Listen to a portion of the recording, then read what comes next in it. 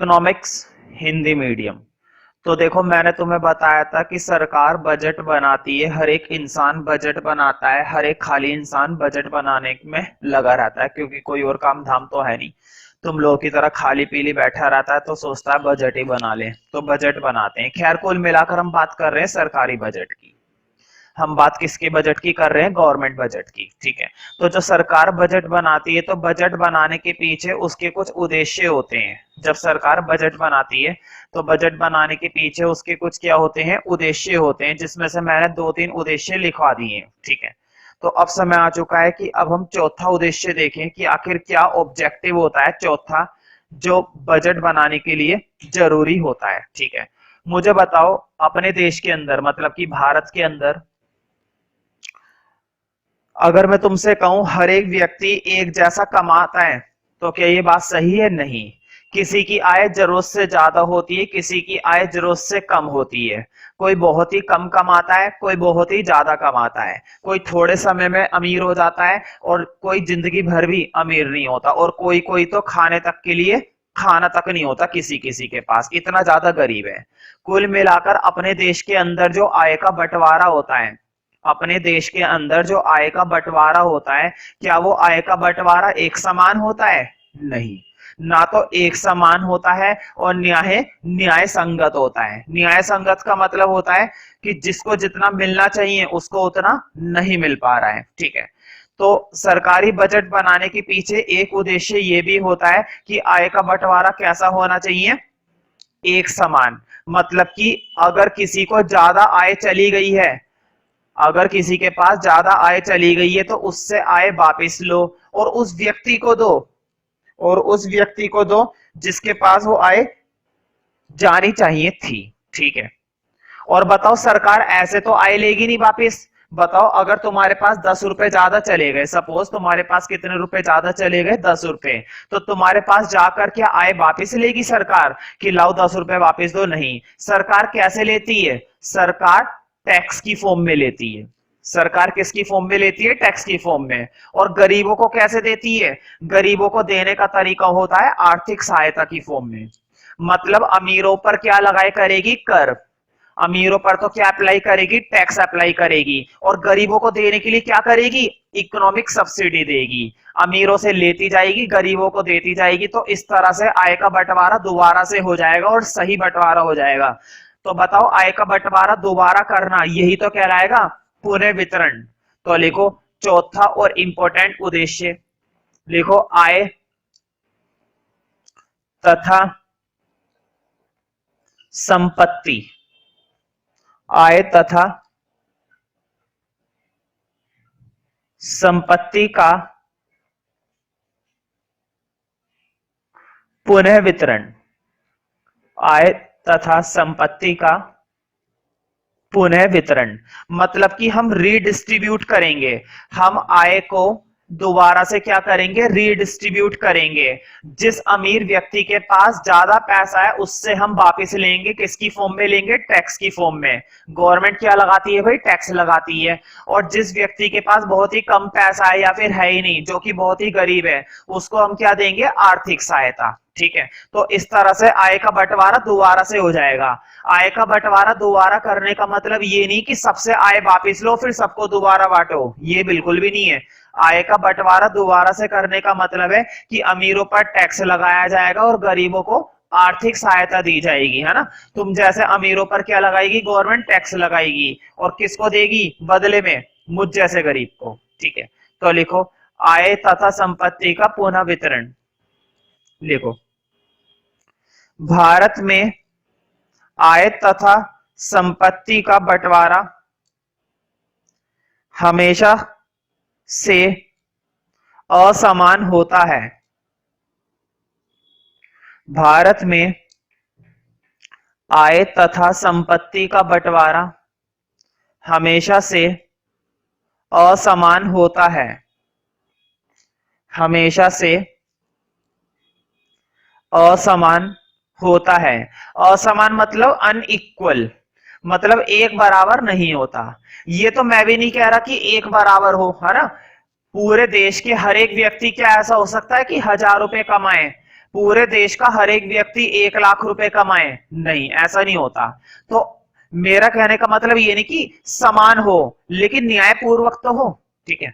आय तथा संपत्ति का बंटवारा हमेशा से असमान होता है, जिसकी वजह से आर्थिक, बोर्ड पे लिखा हुआ है, जिसकी वजह से आर्थिक विभाजन, जिसकी वजह से आर्थिक विभाजन की समस्या, जिसकी वजह से आर्थिक विभाजन की समस्या पैदा होती है। इसको इंग्लिश में बोलते हैं इकोनॉमिक डिवीजन। मतलब कुछ लोग तो बहुत ही ज्यादा क्या हो जाते हैं, अमीर तुम्हारी तरह, और कुछ लोग बहुत ही ज्यादा क्या हो जाते हैं, गरीब, ठीक है। तो लिखो जिसकी वजह से आर्थिक विभाजन की समस्या पैदा हो जाती है, आर्थिक विभाजन की समस्या पैदा हो जाती है, जिसका अर्थ है अमीर तथा गरीब वर्ग के बीच का अंतर, जिसका अर्थ है अमीर तथा गरीब वर्ग के बीच का अंतर, अमीर तथा गरीब वर्ग के बीच का अंतर, अमीर तथा गरीब वर्ग के बीच का अंतर, ठीक है। तो अमीर और भी ज्यादा अमीर और गरीब और भी ज्यादा गरीब, जिसका अर्थ है अमीर तथा गरीब वर्ग के बीच का अंतर। तो आर्थिक विभाजन क्या होता है, अमीर और गरीब के बीच का अंतर, ठीक है, जिसका अर्थ है अमीर तथा गरीब वर्ग के बीच का अंतर, ठीक है। तो बताओ बजटीय नीति में हम इसी उद्देश्य को पूरा करते हैं। कैसे पूरा करते हैं, हम अमीरों पर क्या लगाएंगे, कर, हम अमीरों पर क्या लगाने की कोशिश करेंगे, टैक्स, और गरीबों को क्या देने की कोशिश करेंगे, आर्थिक सहायता। हम नहीं, मतलब सरकार देने की कोशिश करेगी, ठीक है। देखो बजटीय नीति आर्थिक विभाजन की समस्या को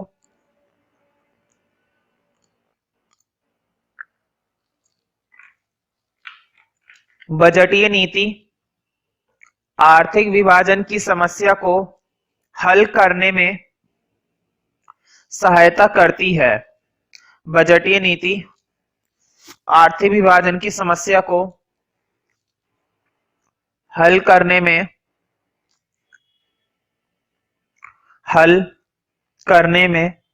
सहायता करती है।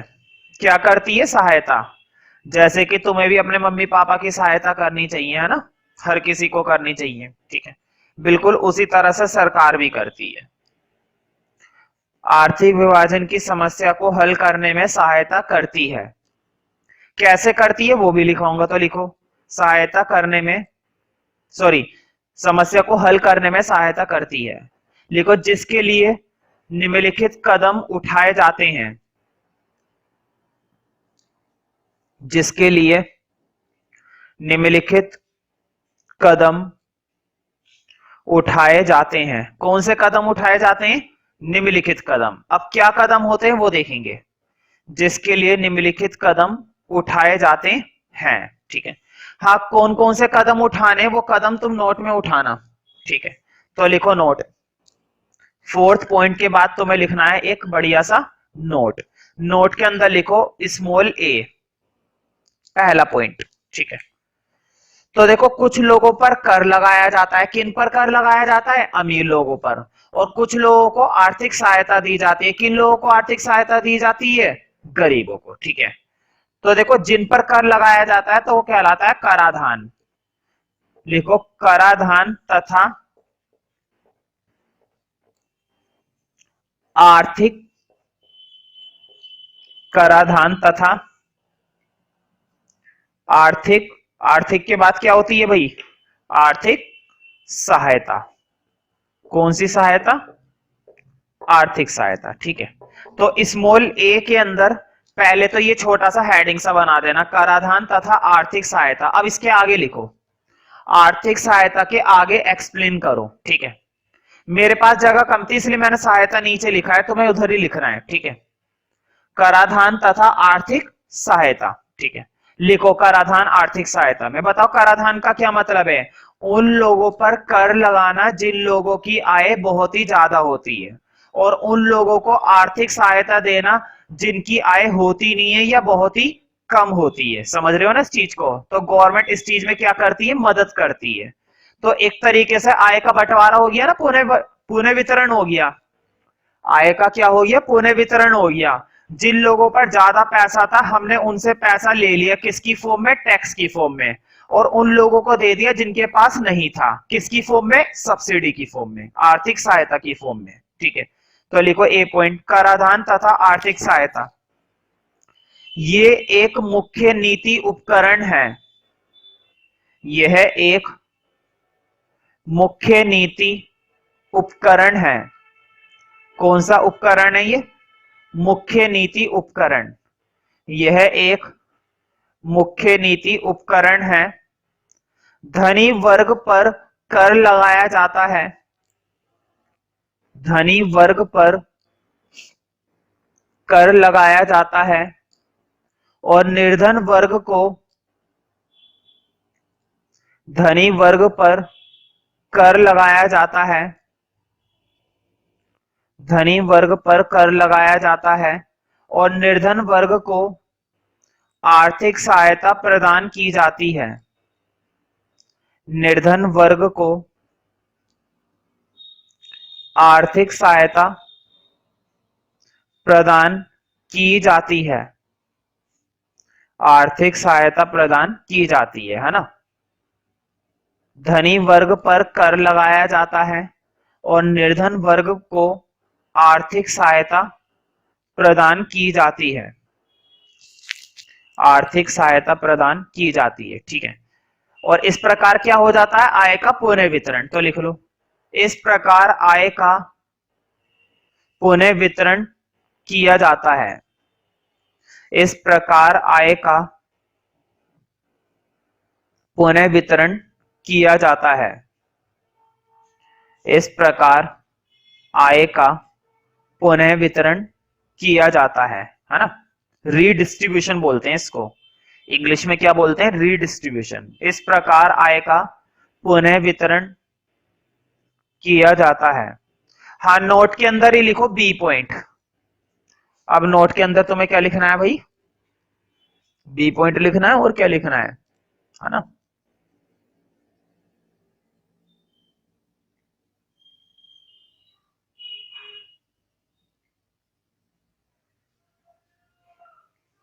लिखो बी पॉइंट।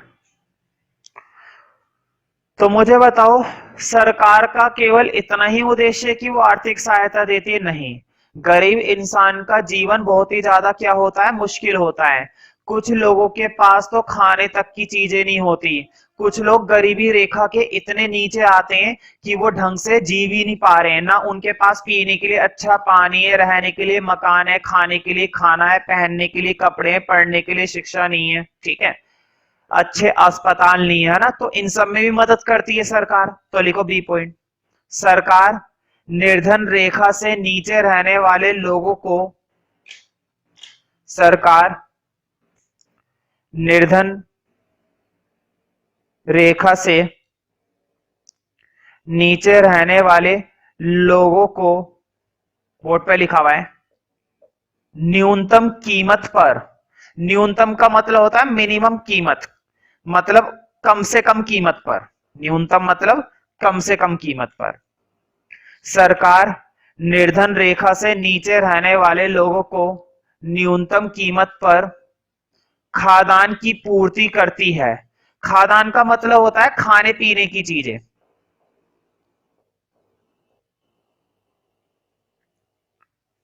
सरकार निर्धन रेखा से नीचे रहने वाले लोगों को न्यूनतम कीमत पर खाद्यान्न की पूर्ति करती है। खाद्यान्न की पूर्ति करती है। खाद्यान्न मतलब खाने पीने की चीजें दिलवाती है।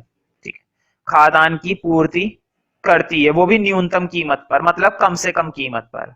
इससे उनके जीवन की गुणवत्ता में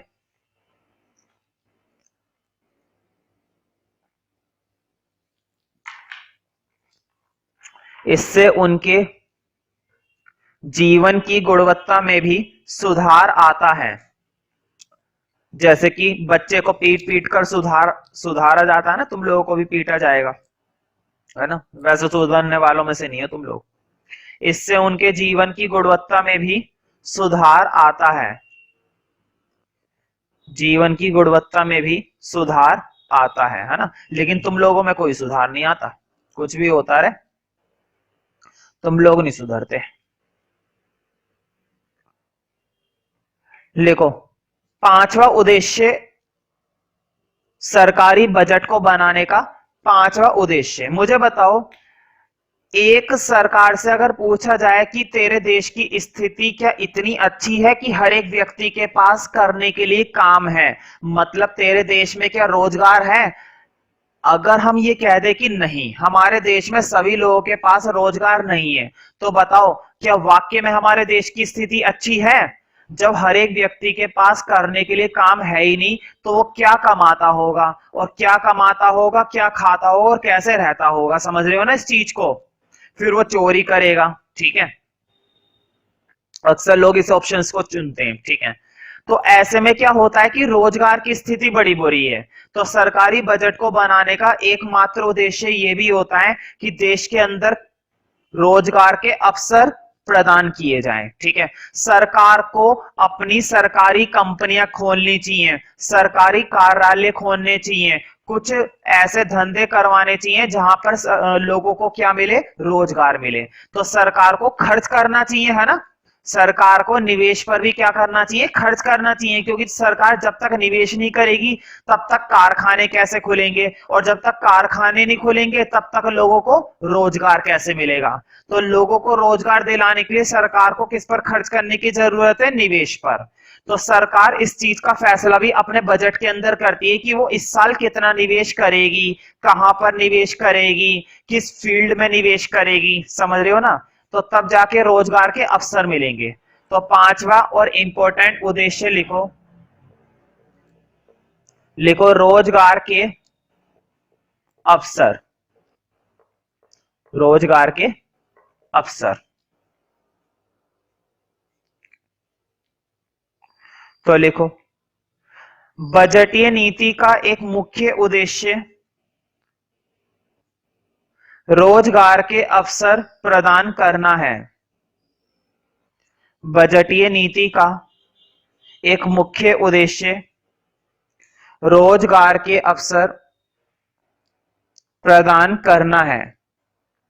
कौन से अवसर? रोजगार के अवसर। बजटीय नीति का मुख्य उद्देश्य रोजगार के अवसर प्रदान करना है, रोजगार के अवसर प्रदान करना है, जिसके लिए सरकार सरकारी उद्यमों में निवेश,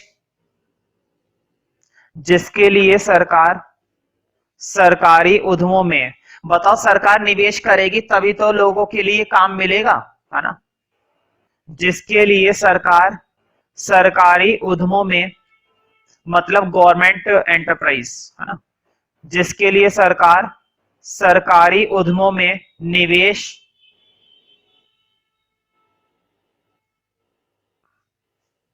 तथा प्रशासकीय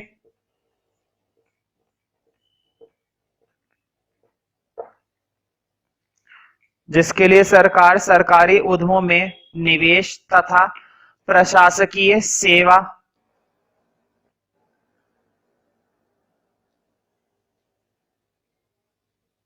का प्रावधान, मतलब कि गवर्नमेंट सर्विस, इंग्लिश में क्या बोलते हैं, गवर्नमेंट सर्विस का प्रोविजन, कि कुछ लोगों को क्या मिल सकती है, सरकारी नौकरी, क्योंकि तुम्हें मालूम है सरकारी नौकरी पाना इतना आसान तो होता नहीं है ना।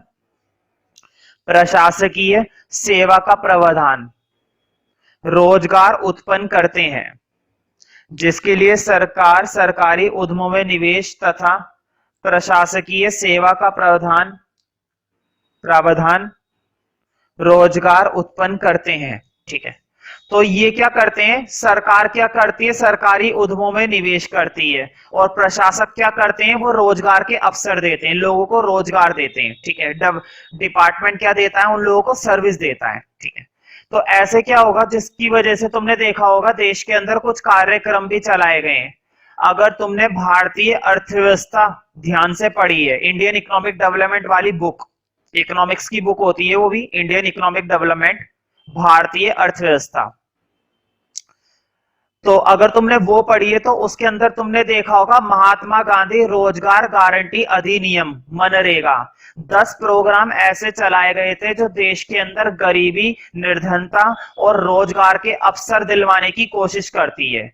निर्धनता को खत्म करने के लिए और लोगों को रोजगार दिलवाने के लिए 10-11 प्रोग्राम बनाए गए हैं जो भारत के अंदर लागू किए गए हैं, जिसमें से एक बहुत ही इंपॉर्टेंट अधिनियम है महात्मा गांधी रोजगार गारंटी अधिनियम, जिसको शॉर्ट में बोलते हैं मनरेगा।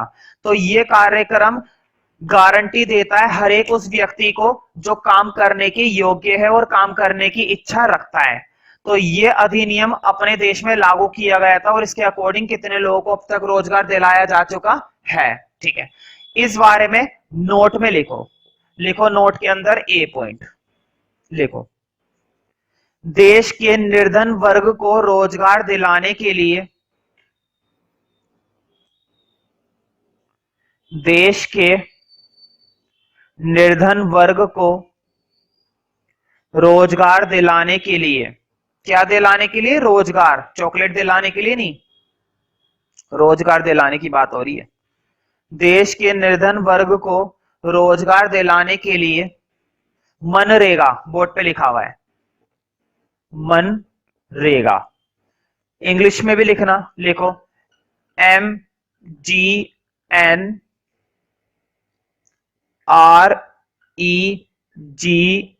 मनरेगा। देखो बोर्ड पे, मन, जी साइलेंट है, मनरेगा। जब हिंदी में बोलते हैं तो क्या बोलते हैं, मनरेगा, और इंग्लिश में MGNREGA, मनरेगा। अभी मैं इसकी फुल फॉर्म लिखवा दूंगा, देखो देश के निर्धन वर्ग को रोजगार दिलाने के लिए मनरेगा, ब्रैकेट में लिख लो MGNREGA, मनरेगा। अब लिखो इसी के आगे, मनरेगा के आगे लिखो ब्रैकेट के बाद, लिखो मनरेगा, लिखो महात्मा गांधी राष्ट्रीय, महात्मा गांधी राष्ट्रीय ग्रामीण, हिंदी में लिखना है ये, कभी इंग्लिश में लिखो, महात्मा गांधी, ये जो मैं पूरी फुल फॉर्म लिखवा रहा हूं ना, ये पूरी फुल फॉर्म हिंदी में लिखनी है। वैसे हिंदी में लिखो चाहे इंग्लिश में लिखो, सेम ही लिखनी पड़ेगी। महात्मा गांधी राष्ट्रीय ग्रामीण रोजगार,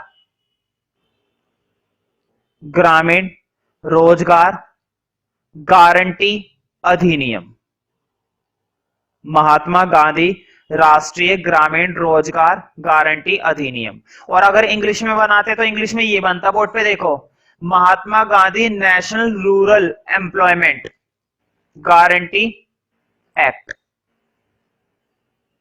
महात्मा गांधी राष्ट्रीय ग्रामीण, महात्मा गांधी राष्ट्रीय ग्रामीण, राष्ट्रीय ग्रामीण रोजगार गारंटी अधिनियम, रोजगार गारंटी अधिनियम जैसे कार्यक्रम शुरू किए गए हैं, रोजगार गारंटी अधिनियम जैसे कार्यक्रम शुरू किए गए हैं, शुरू किए गए हैं।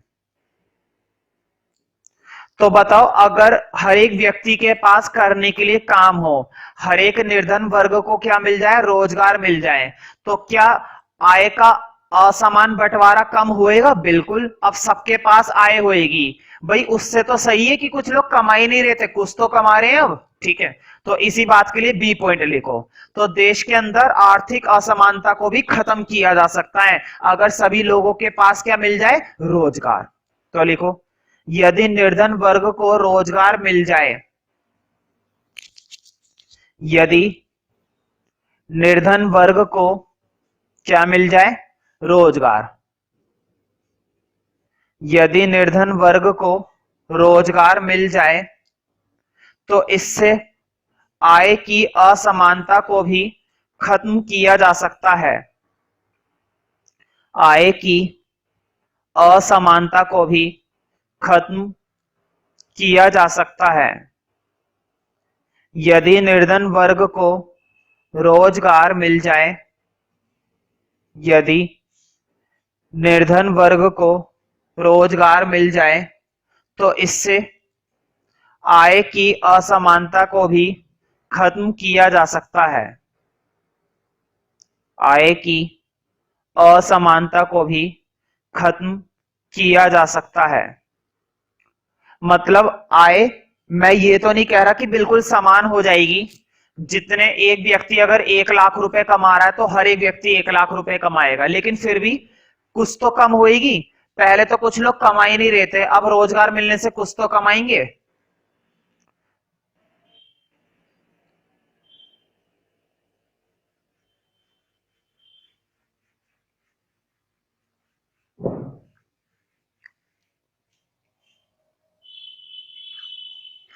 तो अब हम आते हैं बजट पर वापस। अभी हमने बजट के कुछ खास उद्देश्य पढ़े, जो कि सारे के सारे उद्देश्य सरकार कोशिश करती है कि 1 साल के अंदर पूरे किए जाएं। अगर सरकार बजट के अंदर लिखे गए सारे उद्देश्यों को पूरा कर लेती है तो वो कहलाता है एक अच्छा बजट, क्योंकि उसके सारे उद्देश्य क्या हो गए, पूरे हो गए। ठीक है, खैर वो होंगे या नहीं होंगे ये हमारा मुद्दा नहीं है, हमें तो पढ़ने से मतलब था। अब हम देखते हैं कि बजट के अंदर और क्या क्या होते हैं। बजट क्यों बनाते हैं ये तो पता चल गया, लेकिन बजट के अंदर होता क्या है वो अब हम देखेंगे। मेनली बजट का क्या मतलब होता है, कहां से कितना पैसा आया और कहां पर कितना पैसा जाएगा, या जाना है या गया, समझ रहे हो ना। इस साल कितना खर्च करना है, पिछले साल कितना खर्च हुआ था, और कितना खर्च करना है और कितना खर्च हुआ था, ये दो बातें तय की जाती हैं। कहां से कितना पैसा आया और कहां से कितना पैसा आएगा, ये दोनों बातें यहां पर देखी जाती है।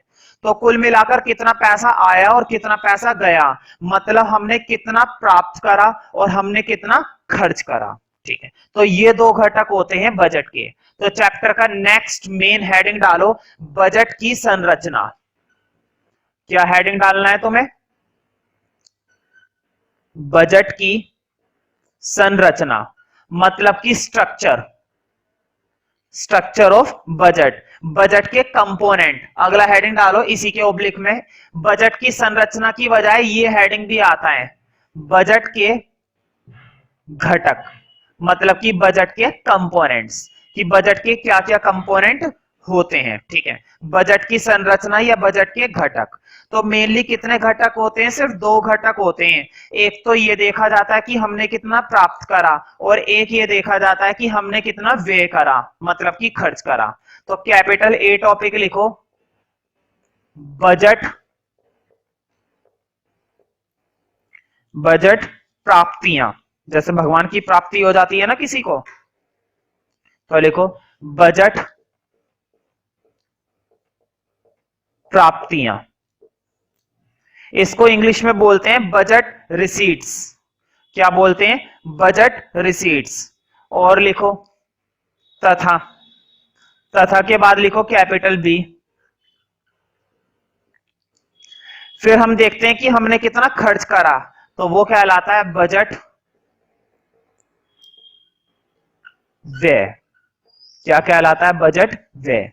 तो पूरे के पूरे बजट में हम सिर्फ दो बातों को करेंगे, एक तो ये कि कहां कहां से कितना कितना रुपया किस किस फॉर्म में आता है, और ये देखेंगे कि कहां कहां पर किस किस फॉर्म में कितना कितना रुपया जाता है। सिर्फ इन दो बातों को ध्यान में रखते हुए हम पूरे के पूरे बजट को क्या करते हुए चलते हैं, मेंटेन। ठीक है, कि बजट में कहां से कितना पैसा आया और कहां पर कितना पैसा गया। तो तुम समझ गए होंगे सबसे पहले मैं क्या पढ़ाने वाला हूं। अब तुम नेक्स्ट मेन हेडिंग डाल सकते हो, बजट प्राप्तियां। हेडिंग डालो, मैंने तो दोबारा डाला नहीं भाई, देखो मैंने क्या करा, मैंने ऊपर नीचे का रब कर दिया, मेरा तो नेक्स्ट मेन हेडिंग यही बन गया, बजट प्राप्तियां। तो देखो सरकार को 1 साल के दौरान, ध्यान से सुनो, सरकार को 1 वर्ष के दौरान अलग अलग स्रोतों से मिलने वाला सारा पैसा यहां पर आता है।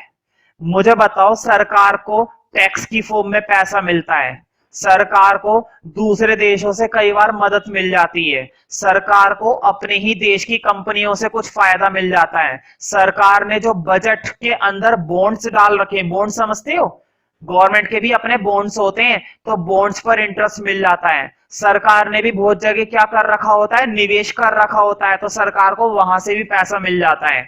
समझ रहे हो ना, सरकार को भी अलग अलग स्रोतों से पैसा मिलता है। भाई सरकार कोई खाली पीली थोड़ी ना बैठी है कि यूं ही बैठी रहेगी, तो सरकार को भी पैसा मिलता है। जहां से भी पैसा मिले वो सारा पैसा किस में आता है, बजट प्राप्तियों में। ठीक है, तो हेडिंग तुम लोगों ने डाल ही दिया है, बजट प्राप्तियां। अब पहले बजट प्राप्तियां के आगे लिखो कि बजट प्राप्तियां है क्या चीज। तो लिखो, इसमें एक वित्तीय वर्ष के दौरान, वित्तीय वर्ष मैंने बता दिया था 1 फरवरी से स्टार्ट होता है, फाइनेंशियल ईयर बोलते हैं इसको। अकाउंट्स में भी तुमने सुना होगा 1 अप्रैल 31 मार्च, है ना। जिन बच्चों के पास अकाउंटेंसी होती है उन लोगों को पता होता है कि फाइनेंशियल ईयर होता है 1 अप्रैल से 31 मार्च, लेकिन गवर्नमेंट के अकॉर्डिंग 1 फरवरी कई बार रेफर किया जाता है वित्तीय वर्ष। ठीक है, तो उसमें कोई फर्क नहीं पड़ता, वो बुक्स का फर्क है और रियल और प्रैक्टिकल का फर्क है ना। इसमें कोई लड़ाई वाली बात नहीं है कि मैं गलत बता रहा हूं। देखो, इसमें एक वित्तीय वर्ष के दौरान सरकार को सभी स्रोतों से मिलने वाली, इसमें एक वित्तीय वर्ष के दौरान सरकार को सभी स्रोतों से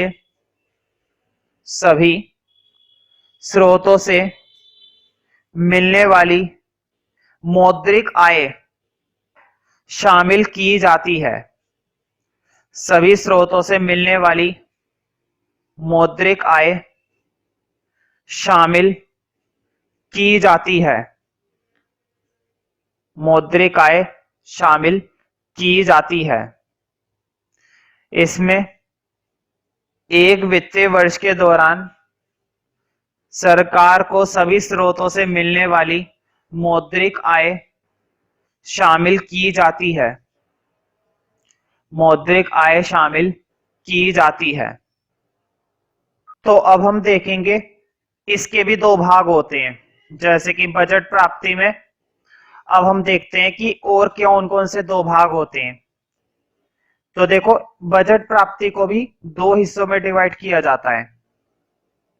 मतलब पूरा का पूरा बजट, कितना पैसा हमारे पास आया, और पूरा का पूरा बजट हमारे पास से कितना पैसा जा रहा है। लेकिन बाद में हम फर्दर इसके भी दो पार्ट कर देते हैं कि जो पैसा आया है वो भी कौन कौन से दो भागों से आया है, और जो पैसा जाएगा वो भी कौन कौन से दो भागों में जाएगा। तो इन दो, तो पहले इसमें एक लाइन लिखो, जिसका दो भागों में वर्गीकरण किया जाता है। बजट प्राप्ति के अंदर लिखना है, जिसका दो भागों में वर्गीकरण किया जाता है। राजस्व प्राप्तियां, स्पेलिंग बोर्ड पे लिखी हुई है, राजस्व प्राप्तियां। अब थोड़े से टिपिकल वर्ड्स आएंगे तो तुम्हें इस चीज का ध्यान रखना है और प्रॉपर तरीके से उसको लिखना है। जिसका दो भागों में वर्गीकरण किया जाता है, राजस्व प्राप्तियां तथा पूंजीगत प्राप्तियां। पूंजीगत प्राप्तियां। तो राजस्व प्राप्तियों में देखते हैं कौन कौन सी प्राप्तियां शामिल होती हैं।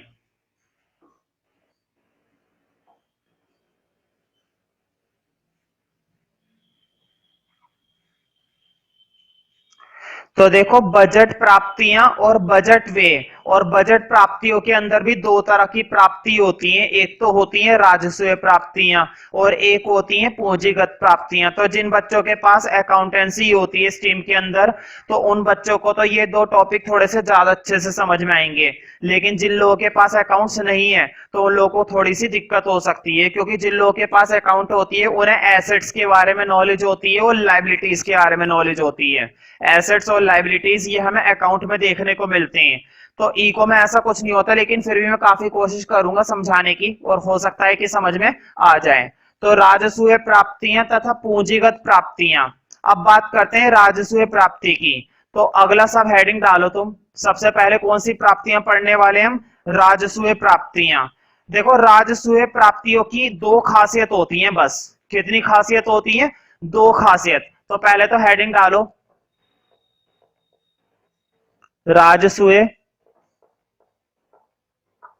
प्राप्तियां। लिखो राजस्व प्राप्तियों में, लिखो इस प्रकार की प्राप्तियों में दो विशेषताओं का होना बहुत ही ज्यादा जरूरी होता है।